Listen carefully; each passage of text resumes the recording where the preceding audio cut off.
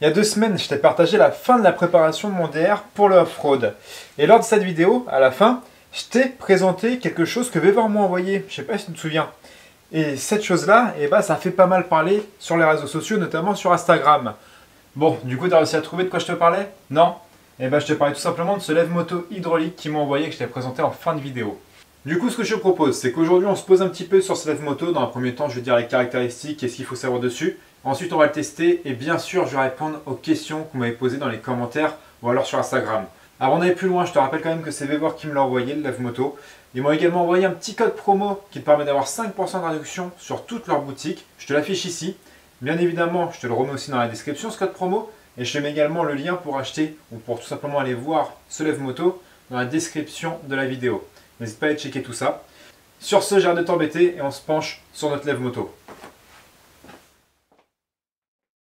Bon, on va reprendre les choses depuis le début. Je ne sais pas si tu te souviens, mais quand j'ai reçu le lève-moto, il était déjà quasiment prêt à l'emploi. La seule chose qu'il faut que tu installes pour pouvoir t'en servir, c'est tout simplement ceci.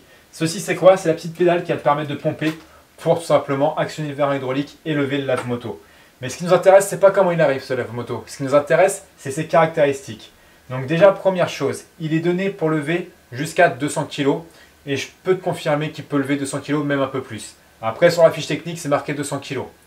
Par contre, quelque chose qui est très important, je trouve, c'est sa hauteur quand il est entièrement replié. Là, tu vois, le lève-moto, il est complètement replié, le vérin, il est complètement rentré. Et il mesure déjà 35 cm en hauteur. Donc, directement, d'emblée, tu sais que ça va te limiter sur les motos que tu vas mettre dessus. Tout ce qui est moto routière, t'oublies. Ce lève-moto-là, il est adapté aux trail, aux enduro, aux cross, allez, aux motos de trial parce que c'est léger. Toutes les motos qui ont une garde au sol assez élevée. Deuxième chose que je trouve important, c'est la largeur du plateau. Parce qu'en fait, la largeur du plateau va faire la stabilité de la moto dessus et ça va déterminer ton aisance. Hop, il mesure 40 cm par 35 cm. Donc tu vois, le plateau est assez large. Il y a deux choses qui sont intéressantes sur le plateau. C'est le petit trou, la petite trappe qu'ils ont fait pour que tu puisses faire ta vidange sur le plateau quand ta moto est élevée. Ça, c'est plutôt bien pensé. Et deuxième chose, un petit revêtement antidérapant pour éviter que ta moto glisse, surtout quand il y a de l'huile, tout ça. Toujours intelligent.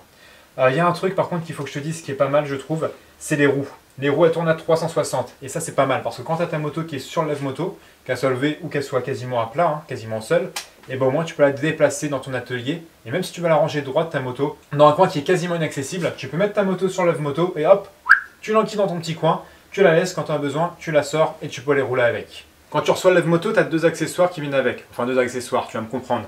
Tu as ceci. Ceci, je vais te montrer, je vais te faire une démo. Ce sera beaucoup mieux que 1000 mots. Attends, je deviens poétique. Ça sert tout simplement à fixer tes cale-pieds et à, à brider la moto sur le lève-moto pour encore augmenter sa stabilité. Et tu as ceci. Ça, je te montrerai comment on le met. C'est tout simplement une barre de sécurité. Pourquoi je dis que c'est une barre de sécurité? Parce qu'en fait, tu vas lever ton lève-moto. Une fois que c'est levé, tu mets ta barre dedans. Et comme ça, si le vérin lâche pour X ou Y raison, et ta moto, elle ne retombera pas d'un coup. Elle sera arrêtée par cette barre-là. Avant que je passe à la démo, il ne faut pas que j'oublie de te dire une des informations les plus importantes. C'est à quelle hauteur que ce lève-moto peut monter au maximum. Ce lève-moto, il peut lever ta moto jusqu'à 95 cm. Quand je dis qu'il peut la lever jusqu'à 95 cm, je parle de la hauteur du sol par rapport au plateau. Le plateau de ce lève-moto-là monte jusqu'à 95 cm. Donc ton moteur, il sera bien sûr plus haut. Bien évidemment, tu n'es pas obligé de le lever directement à 95, il n'a pas que de position. Le lève-moto, il fonctionne comme un cric. Tu peux lever ta moto à la hauteur que tu veux, quand tu as la hauteur adéquate pour faire ce que tu veux. T'arrêtes, tu mets ta barre de sécurité et tu peux bosser sur ta bécane tranquillement. Bon allez, le blabla c'est bien, mais là tu vas me dire qu'est-ce qui vaut ce lève-moto, on veut le voir en conditions réelles. Donc du coup, je ne te fais pas plus attendre. On le met sous le DR, on lève le DR et puis je te fais un petit point sur les différentes questions que vous m'avez posées, notamment sur Instagram, quand je te l'ai présenté.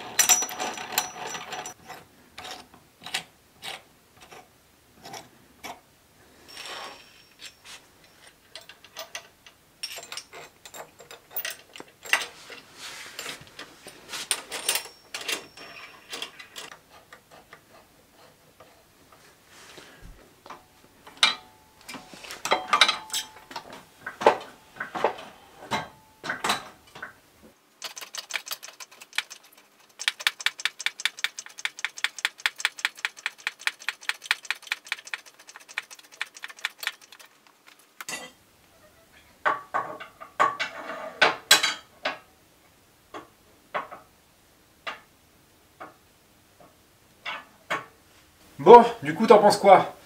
Concrètement, oui, pour mettre le DR dessus, c'était un petit peu chaotique. Encore une fois, c'est un lève-moto qui est relativement haut de base, 35 cm je te rappelle. Donc si tu as un trail ou une moto qui est relativement basse, bah, ça va être un peu chaotique. Il y en a qui vont me dire, faut un lève-moto pour mettre ta bécane sur un lève-moto. Oui, je suis d'accord. Par contre, quand tu vas le sortir, ce lève-moto-là, c'est pas pour changer une bougie. Enfin, moi, personnellement, c'est pas mon cas. Quand je le sors, c'est pour faire une mécanique qui est assez grosse. Enfin, assez grosse. Ça va être pour faire une distribution, un embrayage, un démarreur, tu vois. Je le sors pas juste pour faire, hop, une bougie, à la rigueur une vidange. Même pour une vidange, je le sors pas. Je le prends vraiment quand je sais que la bécane, elle va rester dessus pour un petit moment. Par contre, je vais répondre à 2-3 questions que vous m'avez posées, notamment sur Instagram et sur YouTube. Il y a une question qui est revenue assez souvent sur Instagram, et je crois qu'il y a une personne qui me l'a posée sur YouTube, c'est est-ce que c'est stable? Alors, concrètement, regarde. Alors oui, ça bouge un peu, mais concrètement, pour bosser dessus, tu vois, moi j'ai pas de souci à mettre les mains dans le moteur, j'ai pas de souci à mettre mes mains en dessous pour dévisser la vis de vidange et tout. Je vais pas rester en dessous, tu vois, allongé en regardant la moto, est-ce que tu vas tourner ou pas? Faut pas exagérer, mais pour faire de la mécanique courante, pour faire de l'entretien courant, c'est suffisant. C'est stable, encore une fois, dans les limites du raisonnable. Si tu montes sur la bécane, que tu commences à sauter, oui, ça se trouve, la moto, elle va se coucher, sois pas étonné. Mais pour faire une mécanique classique, distribution, embrayage, un démarreur, tu vois, des trucs comme ça, je trouve quand même que c'est top. Après, sur Instagram, il y a 2 personnes qui m'ont dit « Mais pourquoi t'as pas pris un lève-moto ?» Tout simplement. Moi, ici, j'ai 40 mètres carrés dans mon nouvel atelier. 40 mètres carrés, avant, j'en avais 12 dans le garage en tôle, hein, si tu te souviens bien. C'est grand. Moi, au début, ça me paraissait immense. Mais malheureusement, bah, plus tu as de place, plus tu mets du bordel. Et aujourd'hui, bah, j'ai plus de place. Donc, ce que je cherchais, en fait, c'était un lève-moto qui me permet de travailler à hauteur sans me baisser et qui soit facilement rangeable, que tu puisses le mettre dans un coin, que ça prenne pas trop de place. Et par rapport à ce que je voulais, et bah, c'est top. Pareil, je voulais quelque chose que je puisse mettre facilement dans le camion pour pouvoir l'emmener s'il faut que je dépanne un pote. Et par rapport aux critères que moi j'avais, tout simplement, et bah, c'est ce qui cochait le plus de cases et ce qui correspondait le mieux à mes besoins, tout simplement. Donc encore une fois, un lève-moto, oui, ça peut être sympa, hein, si tu as la place, mais c'est pas forcément parce que tu as le truc le plus gros, parce que tu as le Graal, tu vois, que ça va te correspondre et que ça va vraiment répondre à tes besoins. Moi, dans mon cas, ça aura pas... Si j'aurais eu la place, je vais pas te mentir, ça aura pu répondre à mes besoins. Mais par rapport à mes critères de place, de besoin, ce lève-moto-là, il est quand même mieux. Bon, il est temps de redescendre la bête. Donc, première chose, tu enlèves la petite tige de sécurité, tu en mets la graffe qu'il y avait dessus que moi j'avais pas mise, c'est pas bien.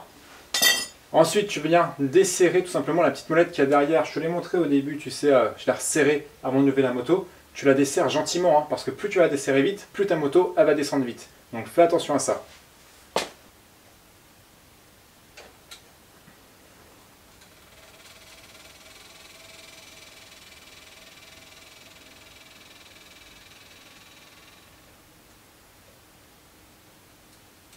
Tu vois, ça descend relativement doucement. Hein. Franchement, c'est relativement doux.